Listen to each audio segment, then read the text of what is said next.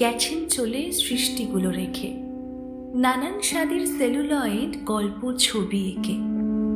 সৃষ্টি সবই ছুঁয়েই আছি, থাকবে তারা ঘিরে, নতুন বাঁকে নবীন আলো দেখব ফিরে ফিরে।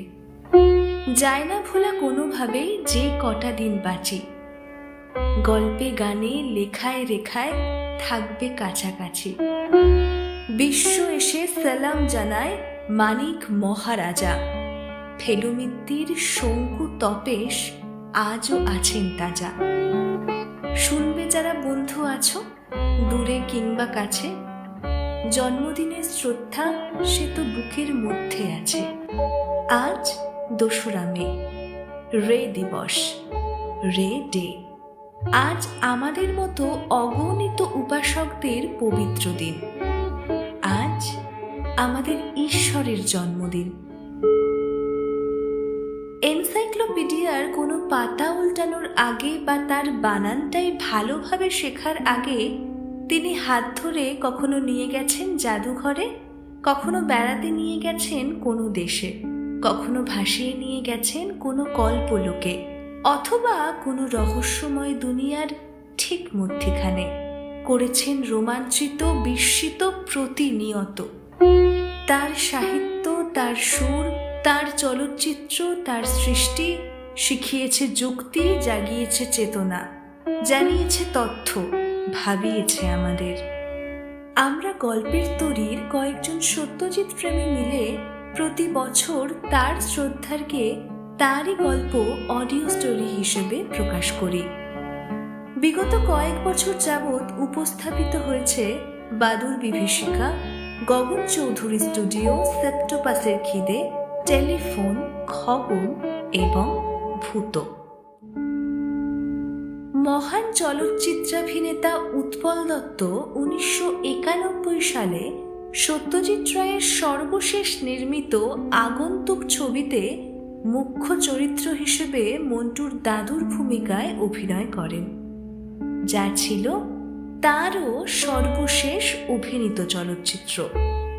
এই বছর শ্রদ্ধার্ঘ্য স্বরূপ আমাদের নিবেদন আগন্তুক ছবির মূল গল্প অতিথি।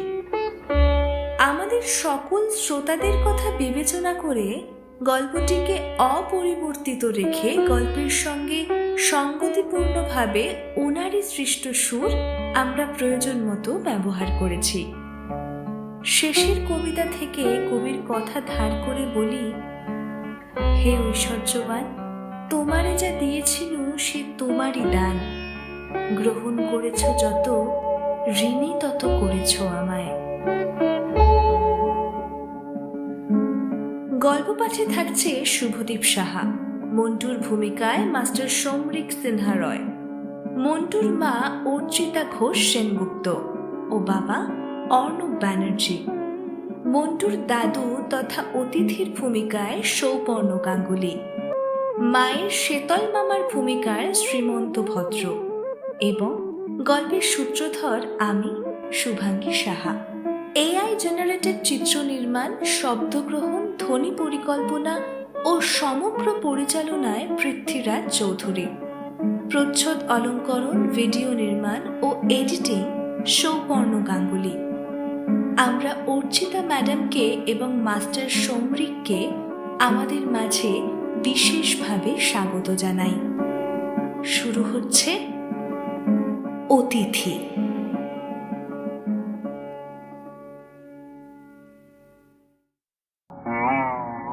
মন্টু কদিন থেকেই শুনেছে তার মা বাবার মধ্যে কথা হচ্ছে দাদুকে নিয়ে। মন্টুর ছোট দাদু, মার ছোট মামা। দাদুর চিঠিটা যখন আসে তখন মন্টু বাড়ি ছিল। মা চিঠি পড়ে বললেন, বুঝো ব্যাপার। ওগো শুনছো? বাবা বারান্দায় বসে মুচির জুতো মেরামত করা দেখছিলেন। মুখ না তুলেই বললেন, বলো। মা চিঠি হাতে বেরিয়ে এসে বললেন, এই মামা আসছেন। মামা? হ্যাঁ। কে মামা? আমার ছোট মামা গো। বলো কি, তিনি বেঁচে আছেন? এই তো চিঠি। মামার যে চিঠি লেখার মতো বিদ্যে আছে সেটাই তো জানতাম না। বাবা আরাম কেদারার হাতল থেকে চশমাটা তুলে পড়ে নিয়ে মার দিকে হাত বাড়িয়ে দিলেন। কই দেখি। এক পাতার চিঠিটা পড়ে বাবাও বললেন, বোঝো।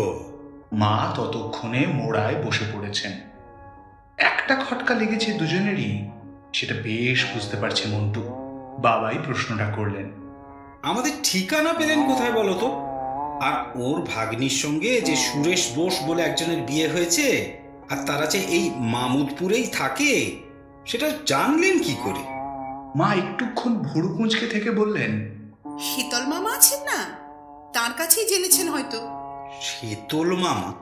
আহ, তোমার আবার কিছু মনে থাকে না আজকাল। মামাদের পড়শি ছিলেন নীলকণ্ঠপুরে, কত যাতায়াত ছিল আমাদের বাড়িতে, তুমিও তো দেখেছো। মনে নেই বাজি ফেলে 56টা রাজভোগ খেলেন আমাদের বিয়েতে, সেই নিয়ে কত হাসাহাসি। ও হ্যাঁ হ্যাঁ হ্যাঁ হ্যাঁ হ্যাঁ। ছোট মামার সঙ্গে তো খুব মিল ছিল। গোড়ার দিকে মামা যে চিঠি দিতেন, সে তো শুনেছি শীতল মামাকে। এ বাড়িতেও তো এসছেন না শীতলবাবু? বাহ, আসেননি? রানুর বিয়েতেই তো এলেন। ঠিক ঠিক ঠিক ঠিক। কিন্তু তোমার মামা তো শুনেছিলাম সন্ন্যাসী হয়ে গেছেন। তাই তো জানতাম গো, তিনি আবার হঠাৎ আমার এখানে আসছেন কেন সেটা তো বুঝলাম না। অবশ্যই আসতেই যদি হয় তো তোমার কাছে ছাড়া আর কার কাছে আসবেন বলো? তোমার বাপ মা, বড় মামা, বড় মামি সবই তো পরলোকে। বড় মামার ছেলে কানাডা, মেয়ে সিঙ্গাপুর, তুমি ছাড়া তার আর আছে কে বলো? তা তো বুঝলাম, কিন্তু যে লোকটাকে প্রায় চোখেই দেখিনি তাকে মামা বলে চিনব কি করে বলো তো? মামা যখন বাড়ি ছেড়ে চলে যান তখন আমার বয়স এই 2 বছর, আর ওনার 16 কি 17। ওর ছবি একখানা আছে না তোমার সেই সেই পুরনো অ্যালবামে? তোমার যা কথা, সত্যি সেই চেহারা আর এখনকার চেহারা। তখন মামার বয়স 15 আর এখন 60। সত্যি খুব মুশকিলে পড়া গেল। ঘর তো একখানা বাড়তি আছে, বিনুর ঘর, কিন্তু কি খায় না খায় কিছু জানা নেই। খাবে আবার কি? আমরা যা খাবো তাই খাবে। আমরা যা খাবো মানে কি? হ্যাঁ, যদি সাধু হয়ে থাকে তাহলে তো নিরামিষ খাবে, সে তো আরো ঝক্কি, 5 রকম পদের কমে তার হবে না। চিঠির ভাষা দেখে তো সাধু বলে মনে হয় না। দিব্যি আমাদেরই মতো লেখা। ইংরেজিতে তারিখ লিখেছে, ইংরেজি কথা ব্যবহার করেছে। এই তো এই এই এই- এই যে এই এই আননেসেসারি। নিজের ঠিকানা তো দেয়নি। তা দেয়নি, আর সোমবারই আসছেন বলে লিখেছেন। মা বাবা দুজনেই খুব ভাবনায় পড়েছেন বলে মনে হলো মন্টু। সত্যি, যে মামাকে কেউ কোনোদিন চোখেই দেখেনি তাকে তো মামা বলে মনে করাই মুশকিল। মন্টু এই দাদুর কথা বড় জোর 1বার কি 2বার শুনেছে। স্কুলে পড়া শেষ হবার আগেই দাদু বাড়ি ছেড়ে চলে যায়। তারপরে 45 বছরের গোড়ার কয়েকটা বছরের পর তার আর কোনো খবর পাওয়া যায়নি। মা বলতেন তিনি নিশ্চয়ই মরে গেছেন। মন্টুর 2-1বার মনে হয়েছে দাদু যদি হঠাৎ একদিন ফিরে আসেন তাহলে বেশ হয়, কিন্তু তারপরই মনে হয়েছে সেরকম কেবল গল্পেই শোনা যায়। তাও গল্পে ঘর পালানো লোক অনেকদিন পরে ফিরে এলে তাকে চেনবার লোক থাকে, এখানে তাও নেই। দাদু এলো কি দাদু সেজে অন্য লোক এলো তাও বলার জো নেই। দাদু অবশ্যই লিখেছেন বেশি দিন থাকবেন না, 3-10। বাংলাদেশের ছোট মফস্বল শহরেই দাদুর ছেলেবেলা কেটেছে। সে বাংলাদেশ দেখার ইচ্ছে হয়েছে দাদুর। নিজের দেশ নীলকণ্ঠপুরে তো যাওয়া যায় না, কারণ এখন আর সেখানে কেউ নেই, তাই মামুদপুরেই আসতে চান। তাও এখানে একজন ভাগ্নি আছে তো। মন্টুর বাবা এখানে ওকালতি করেন। মন্টুর দিদির বিয়ে হয়ে গেছে, সে থাকে রিষড়ায়। দাদা কানপুরে হোস্টেলে থেকে পড়ে IIT-তে। রবিবারের মধ্যে মা সব ব্যবস্থা করে ফেললেন। দোতলার পশ্চিমের ঘরের খাটে নতুন বিছানার চাদর, বালিশের ওয়ার, দাদুর জন্য সাবান, তোয়ালে, গামছা সবই এসে গেল। ট্রেন আসবে সকালে। দাদু নিজেই সুরেশ বোসের বাড়ি কোথায় জিজ্ঞেস করে সাইকেল রিক্সা নিয়ে চলে আসবেন। তারপর যা থাকে কপালে। বাবা আজই সকালে বলেছেন, মামা হোক আর নাই হোক, লোকটা যদি সভ্য ভব্য মিশুকে হয় তাহলে একরকম চলে যাবে, না হলে এই 10টা দিন হুজ্জুতের এক শেষ। ভাল লাগে না বাবু, সাপ না ব্যাং না বিচ্ছু কিছু জানা নেই। এখন সামলাও ঝক্কি। ঠিকানাও দিল না লোকটা, তাহলে না হয় কোনো একটা ছুতোই না করে দেওয়া যেত। এই যেন একেবারে ফোন করে ঘাড়ে এসে চাপা। মন্টুর মনের ভাব কিন্তু অন্যরকম। তাদের বাড়িতে অনেক দিন কেউ এসে থাকেনি। এখন তার গ্রীষ্মের ছুটি, সারাটা দিন সে বাড়িতেই থাকে। খেলার সাথীর অভাব নেই, সিধু, অনিশ, রথিন, ছোটকা। কিন্তু বাড়িতে একজন বাড়তি লোকের মজাটাই আলাদা।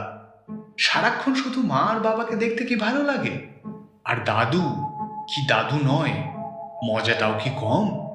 এ যেন একটা রহস্য অ্যাডভেঞ্চার।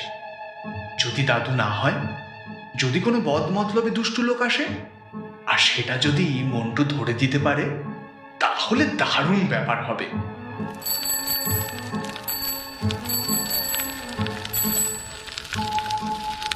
সোমবার সকাল 10:30 থেকে সদর দরজার বাইরে ঘোরাঘুরি করার পর 11:15টার সময় মন্টু দেখল একটা সাইকেল রিক্সা আসছে তাদের বাড়ির দিকে। গাড়িতে একজন লোক, তার হাতে একটা মিষ্টির হাঁড়ি আর পায়ের কাছে একটা চামড়ার সুটকেস। লোকটা সুটকেসের উপর একটা পা তুলে দিয়েছে। ইনি সাধু নন, অন্তত সাধুর মতো পোশাক পরেন না, ধুতি পাঞ্জাবিও নয়, প্যান্ট শার্ট। মা বলেছিলেন বয়স 60-এর ওপর, কিন্তু বেশি বুড়িয়ে যাননি। মাথার চুলও বেশি পাকেনি। চোখে চশমা আছে, তবে পাওয়ার খুব বেশি নয়। রিক্সাকে ভাড়া চুকিয়ে দিয়ে বাক্স মাটিতে নামিয়ে রেখে ভদ্রলোক মন্টুর দিকে ফিরে দেখে বললেন, তুমি কে? দাড়ি গোঁফ নেই, নাকটা চোখা, চোখ দুটো ছোট হলেও উজ্জ্বল। মন্টু সুটকেসটা হাতে তুলে নিয়ে বলল, আমার নাম সাত্তকী বোস। অর্জুনের সারথি না সুরেশ বোসের পুত্র? এই ভারী সুটকেস বইতে পারবে তো তুমি? ওতে বই আছে কিন্তু। পারবো। বেশ, তবে চলো। ভিতরের বারান্দায় উঠতে মা এগিয়ে এসে প্রণাম করলেন ভদ্রলোককে। ভদ্রলোক মিষ্টির হাঁড়িটা মার হাতে দিয়ে বললেন, থাক থাক, তোমার নাম সুহাসিনী তো? হ্যাঁ। তোমার স্বামী তো উকিল, সে বোধহয় কাজে বেরিয়েছে। হ্যাঁ। এইভাবে এসে পড়লাম, খুব কিন্তু কিন্তু বোধ করছিলাম জানো, কিন্তু শেষে মনে হলো দিন 10 হয়তো এই বুড়োকে বরদাস্ত করতে তোমাদের খুব একটা অসুবিধে হবে না। তাছাড়া শীতলদা তোমাদের এত প্রশংসা করলেন, কিন্তু বুঝতে তো পারি আমি যে সত্যিই তোমার মামা তারও তো কোনো প্রমাণ নেই। কাজেই সেদিক দিয়ে আমি কিন্তু কিছু দাবিও করব না। একজন বুড়ো মানুষকে আশ্রয় দিলে কটা দিনের জন্য, এইটাই ভেবে নিতে হবে তোমাদের। মন্টু লক্ষ্য করছিল যে মা মাঝে মাঝে আর চোখে দেখছেন ভদ্রলোকের দিকে। এবার বললেন, আপনি চান টান করবেন তো? হ্যাঁ, খুব বেশি যদি অসুবিধে না হয়। না না, অসুবিধে কেন? মন্টু, একে দোতলায় নিয়ে গিয়ে দেখিয়ে দাও চানের ঘরটা। আর ইয়ে মানে বলছিলাম, আপনি কি খান টান সে তো জানা নেই, তাই। আমি সর্বভুক, যা দেবে তাই খুশি মনে খাবো। কথাটা কিন্তু বাড়িয়ে বলছি না। তা সাত্তকী বাবু, তুমি স্কুলে পড়ো? দোতলায় উঠতে উঠতে ভদ্রলোক জিজ্ঞেস করলেন মন্টুকে। হ্যাঁ, Satyabhama high school, class 7। Montu একটা কথা না জিজ্ঞেস করে পারল না। আপনি বুঝি সাধু নন? সাধু? মা বলছিলেন আপনি সাধু হয়ে গেছেন। ও হো হো হো, সাধু টাধু তো অনেক কালের কথা ভাই। যখন প্রথম বাড়ি থেকে বেরোই তখন গেলাম হরিদ্বার। বাড়িতে ভালো লাগতো না, তাই বেরিয়ে পড়লাম। একজন সাধুর কাছে গিয়েছিলাম বটে কিছুদিন, ঋষিকেশে। তারপর সেখানেও আর ভালো লাগলো না, তাই বেরিয়ে পড়লাম। তারপর সাধু টাধুর কাছে আর যাইনি। দুপুরে খাবার যা ছিল সেটা ভদ্রলোক সত্যিই বেশ খুশি মনে চেঁচে পুঁছে খেলেন। আমিষে কোনো আপত্তি নেই, মাছ ডিম দুই খেলেন। মন্টুর মনে হলো মা একটু নিশ্চিন্ত হয়েছেন। মন্টুর যদিও ভদ্রলোককে দাদু বলতে ইচ্ছে করছিল, সে লক্ষ্য করল মা একবার ও মামা বললেন না। যখন দইয়ের প্লেটটা পাতে তুলছেন ভদ্রলোক, তখন যেন কতকটা কথা বলার জন্যই মা বললেন, বাংলা রান্না অনেকদিন খাওয়া হয়নি বোধহয়। গত দুদিনে কলকাতায় খেয়েছি, তার আগে কতদিন খাইনি সে কথা বললে বিশ্বাস করবে না। মা আর কিছু বললেন না। মন্টুর ইচ্ছে হচ্ছিল যে জিজ্ঞেস করে, বাংলা রান্না খাননি কেন, কোথায় ছিলেন আপনি এতদিন? কিন্তু শেষ পর্যন্ত সেটা আর জিজ্ঞেস করলো না। ভদ্রলোক যদি ধাপ্পাবাজ হয়ে থাকেন, তাহলে তাকে গুল মারার সুযোগ দেওয়াটা কোনো কাজের কথা নয়। উনি নিজে যদি বলতে চান তো বলুন। কিন্তু উনি নিজেও কিছু বললেন না। 40 বছরের ওপর যে লোক নিরুদ্দেশ ছিল, তার তো অনেক কিছুই বলার থাকা উচিত। তাহলে এই লোক এত চুপচাপ কেন?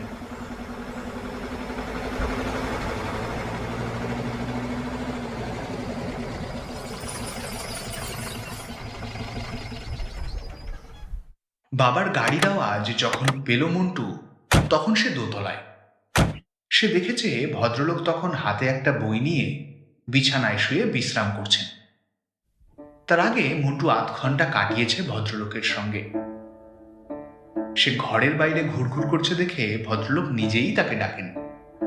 ওহে অর্জুনের সারথি, মন্টু গিয়ে ঢোকে ভদ্রলোকের ঘরে। এসো এসো, আমার কাছে এসে বসো, তোমাকে কিছু জিনিস দেখাই। মন্টু খাটের পাশে গিয়ে দাঁড়ালো। এটা কি? একটা তামার পয়সা। কোথাকার? মন্টু পয়সার গায়ে লেখাটা পড়তে চেষ্টা করে পারল না। এটাকে বলে লেপটা, গ্রিস দেশের পয়সা। আর এটা? এটাও মন্টু বলতে পারল না। এটা তুর্কির পয়সা, 1 কুরু। আর এটা এটা হলো রুমানিয়ার পয়সা, একে বলে বনি। আর এটা ইরাকের ফিল। এছাড়া আরো 10 দেশের 10 রকম পয়সা মন্টুকে দেখালেন ভদ্রলোক। তার একটাও মন্টু আগে কখনো দেখেওনি, তার নামও শোনেনি। এগুলো সব তোমার জন্য। মন্টু অবাক। ভদ্রলোক বলেন কি? অনিশের কাকাও পয়সা জমান। উনি মন্টুকে বুঝিয়েছেন যারা এই কাজটা করে তাদের বলে নিউমিসম্যাটিস্ট। কিন্তু অনিশের কাকার মোটেই এত রকম পয়সা নেই, সেটা মন্টু জানে। আমি তো জানতাম যেখানে যাচ্ছি সেখানে আমার একজন নাতি আছে, তার জন্য এনেছি এসব পয়সা। মন্টু মহা ফুর্তিতে পয়সাগুলো নিয়ে নিচে নেমে এলো মাকে দেখাতে। ঘরে ঢুকতে গিয়ে বাবার গলা পেয়ে এসে থেমে গেল। এই লোকটার বিষয়ে কথা বলছেন বাবা। 10টা দিন বাড়াবাড়ি। ওকে পরিষ্কার করে বুঝিয়ে দিতে হবে যে আমাদের মনে সন্দেহ আছে। অতিরিক্ত খাতির না করলে ভদ্রলোক আপনা আপনি মানে বিদায় নেবেন। কোনো রকম রিস্ক নেওয়ার তো কোনো প্রশ্নই উঠতে পারে না। আজ সুধীরের সঙ্গে কথা বলছিলাম, সেও ওই একই অ্যাডভাইস দিল। আলমারি টালমারিগুলো সব ভালো করে বন্ধ করে রাখবে। মন্টু তো আর সবসময় পাহারা দেবে না, তার বন্ধু বান্ধব আছে, খেলাধুলো আছে, আমি কাজে বেরিয়ে যাব।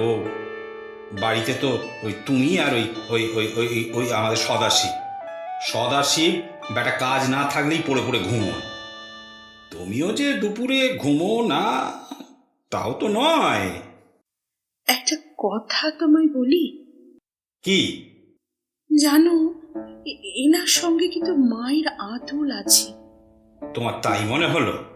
হ্যাঁ গো, সেই রকম ঠিক হলো না, চোখের চাহনিও যেন সেই রকম। আহা, আমি তো বলছি না যে ইনি তোমার মামা নন, কিন্তু মামা লোকটি কেমন তা তো কিছুই জানি না আমরা। লেখাপড়া করেননি, কোনো ডিসিপ্লিন নেই, ছন্ন ছাড়া জীবন, নো, আমার মোটেই ভালো লাগছে না ব্যাপারটা। বাবার কথা থামলে পর মন্টু ঘরে ঢুকল। এই ঘন্টা কয়েকের মধ্যেই মন্টুর ভদ্রলোককে বেশ ভালো লেগে গেছে।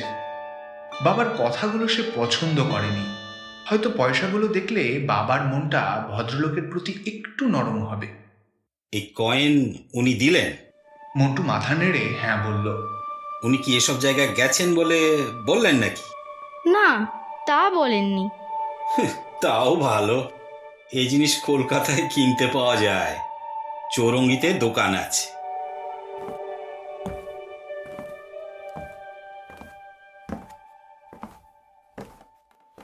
সাড়ে 4টে নাগাদ দোতলা থেকে নেমে এলেন ভদ্রলোক। তারপরেই বাবার সঙ্গে আলাপ হলো। আপনার ছেলের সঙ্গে আমার খুব ভাব হয়ে গেছে।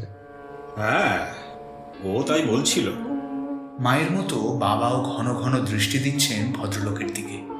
আমি দেখেছি জানেন, কম বয়সী ছেলেদের সঙ্গে আমার খুব চট করে ভাব হয়ে যায়। ভবঘুরেদের বোধ হয় ওরাই সবচেয়ে ভালো বোঝে। আপনি বুঝি সারা জীবনই ঘুরেছেন? তা ঘুরেছি, এক জায়গায় বসে থাকা আমার ধাতে ছিল না কোনোদিন। আমরা আবার গোছানো জীবনটাই বুঝি। উদ্দেশ্য হারাভাবে ঘোরাঘুরি আমাদের পোষায় না। রোজগার আছে, সংসারের দায়িত্ব আছে, সন্তান পালন আছে। তা আপনি তো বিয়ে করেননি। না, সুহাসিনীর বোধহয় মনে নেই। ওর এক প্রমাতামহ, মানে আমার এক দাদু, তারও ঠিক এই প্রবৃত্তি ছিল। উনি 13 বছর বয়সে ঘর ছাড়া হন। আমি তো অল্প কিছুদিনের জন্য হলেও ফিরেছি, উনি আর একেবারেই ফেরেননি। এটা জানতে তুমি?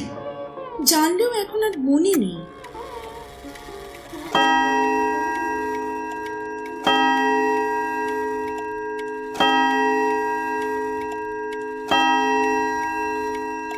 বিকেলে চা খাবার পর এক ব্যাপার হলো। মন্টুর বন্ধুরা কদিন থেকেই শুনছে যে সোমবার তার এক দাদু আসবে, যাকে দাদু বলে চেনার কোনো উপায় নেই। তারা ভারী কৌতূহলী হয়ে এলো সেই দাদুকে দেখতে। 4-5টি 10-12 বছরের ছেলেকে একসঙ্গে দেখে দাদুও খুব খুশি।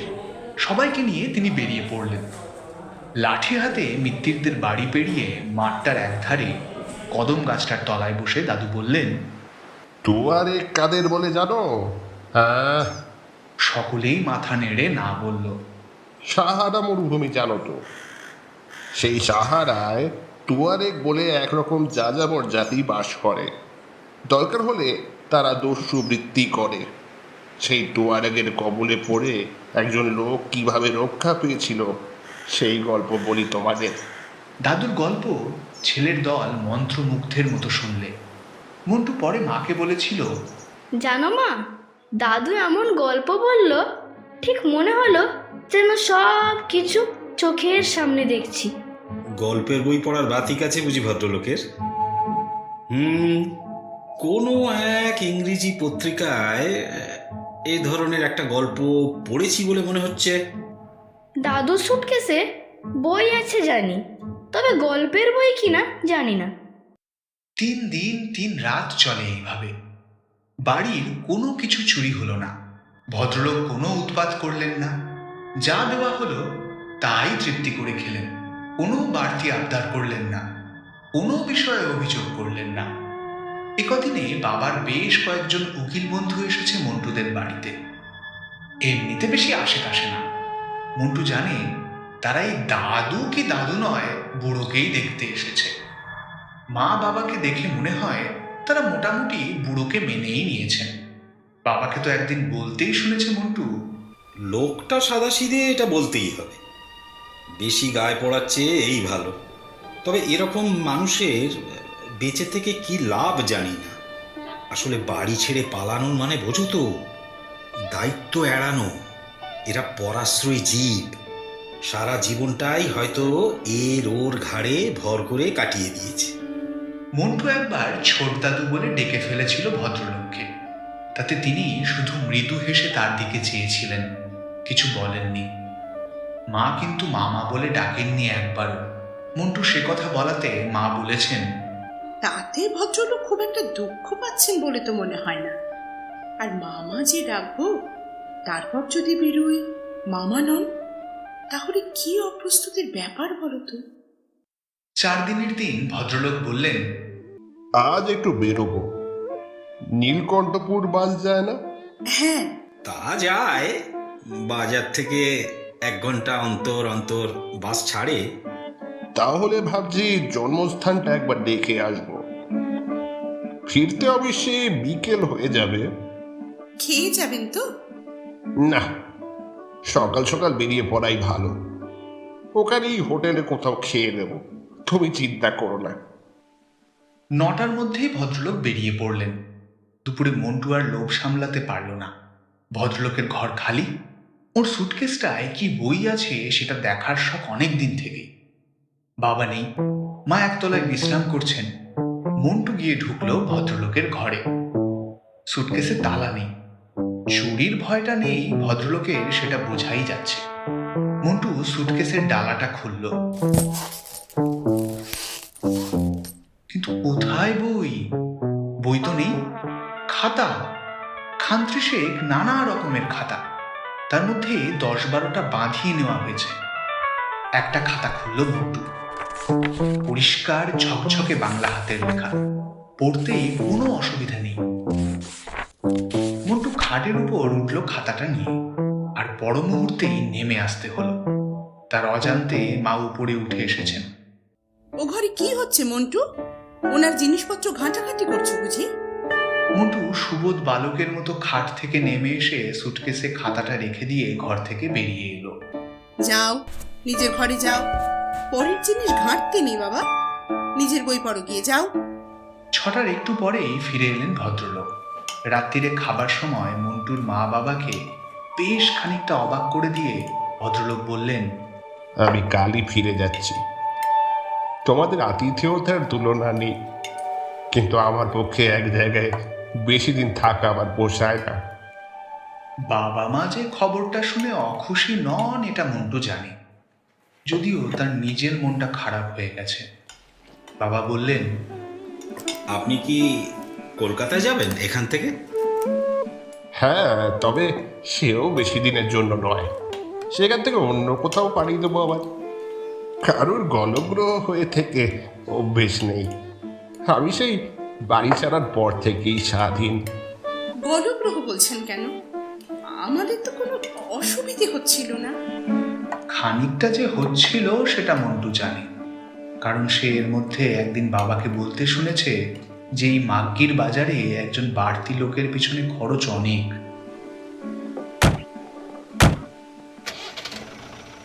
এবার মন্টু আর বাবা দুজনেই গেল ভদ্রলোককে স্টেশনে পৌঁছতে, বাড়ির গাড়িতে করে।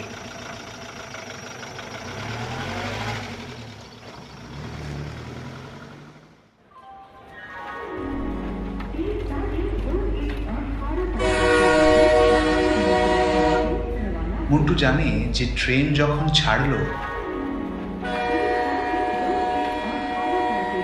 তখনও অবধি বাবার মনে সন্দেহ আছে যিনি এসে রইলেন এতদিন তিনি সত্যি করেই মন্টুর দাদু কিনা। 7 দিন পর আরেক বৃদ্ধ এসে হাজির মন্টুদের বাড়িতে। ইনি মন্টুর মায়ের শীতল মামা। একে এর আগে একবারই দেখেছে মন্টু, দিদির বিয়েতে।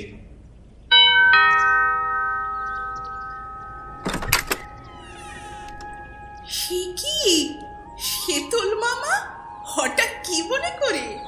একটা কর্তব্য স্বার্থে এসেছি রে, একটা নয় দুটো। নইলে এই বুড়ো বয়সে আজকের দিনে এমনি এমনি কেউ প্যাসেঞ্জার ট্রেনে পাড়ি দেয়? দুপুরে খাবো কিন্তু। হ্যাঁ, নিশ্চয়ই খাবেন। কি খেতে মন চাই বলে, এখানে সব পাওয়া যায়। কলকাতার মতো অবশ্য নয়। দাঁড়া দাঁড়া, আগে কাজগুলো সারি। কাঁধে ঝোলানো থলি থেকে ভদ্রলোক একটা বই বার করলেন। এ বইয়ের নাম শুনিসনি তো? কই না তো। হ্যাঁ, পুলিন তোদের বলেনি সেটা জানি। পুলিন? তোর ছোট মামা যে লোক কাটিয়ে গেল এখানে 5টা দিন, তার নামটাও জানিসনি? এ তারই লেখা বই। তার বই? তোরা কোন রাজ্যে থাকিস? সেদিন কাগজেও তো নাম বেরিয়েছে। এমন আত্মজীবনী বাংলা সাহিত্যে কটা আছে? কিন্তু এই নাম তো ছদ্মনাম। সারা পৃথিবী ঘুরেছে 40 বছর ধরে, অথচ এতটুকু দম্ভ নেই। সারা পৃথিবী? পুলিন রায়ের মতো অত বড় ভূপর্যটক ভারতবর্ষে আর হয়নি। আর সব নিজের রোজগারে করা। খালাসিগিরি থেকে শুরু করে কুলিগিরি, কাঠের মজুরি, খবরের কাগজ বিক্রি, দোকানদারি, লরি ড্রাইভারি, কোনো কাজ সে বাদ দেয়নি। তার অভিজ্ঞতার কাছে গল্প হার মেনে যায়। সে বাঘের কবলে পড়েছে, সাপের ছোবল খেয়েছে, সাহারায় দস্যুদের হাত থেকে রেহাই পেয়ে এসেছে, জাহাজ ডুবি থেকে সাঁতরে উঠেছে ম্যাডাগাস্কারের ডাঙায়। 39 সে ভারতবর্ষ ছেড়ে আফগানিস্তানের ভেতর দিয়ে বেরিয়ে পড়ে। সে বলে, বাপের বাড়ির মায়া একবার কাটাতে পারলে সারা পৃথিবীটাই হয়ে যায় নিজের ঘর। সাদা কালো, ছোট বড়, জঙ্গলি সভ্য সব এক হয়ে যায়। কিন্তু এসব আমাদের বললেন না কেন? তোদের মতো ঘর কোনো কুপমণ্ডক কি এসব কথা বিশ্বাস করত? সে আসল কি নকল তাই তোরা ঠিক করতে পারিসনি, তাকে মামা বলে ডাকতে পারিসনি, আর এত কথা সে বলতে যাবে তোদের? ইস, আবার ডেকে আনা যায় না মামাকে? পাখি উড়ে গেছে। বললে বালিদ্বীপটা দেখা হয়নি, সেখানে যাবার চেষ্টা করবে। এই বইটা তোদের দিয়ে গেছে। তোদের ঠিক দেয়নি, দিয়েছে দাদুকে। বললে ওর মনটা এখনো কাঁচা, ওতেই ছাপটা পড়বে ভালো। তবে ওর আসল পাগলাম ওর কথাটা বলিনি এখনো। ওকে পই পই করে বললাম যে আর কটা দিন থেকে যাও, এ বই নির্ঘাত পুরস্কার পাবে। একাডেমি তো 10,000 করে দিচ্ছে আজকাল। সে কিছুতেই শুনলে না। বললে টাকা যদি আসে তো মামুদপুরে আমার ভাগ্নিকে দিয়ে দিও, সে খুব যত্ন নিয়েছে আমার। শুধু মুখে বলা না, কাগজেও লিখে দিলে। এই নে সেই টাকা। মা শীতল মামার হাত থেকে খামটা নিয়ে চোখের জল মুছতে মুছতে ধরা গলায় বললেন, ও চুপ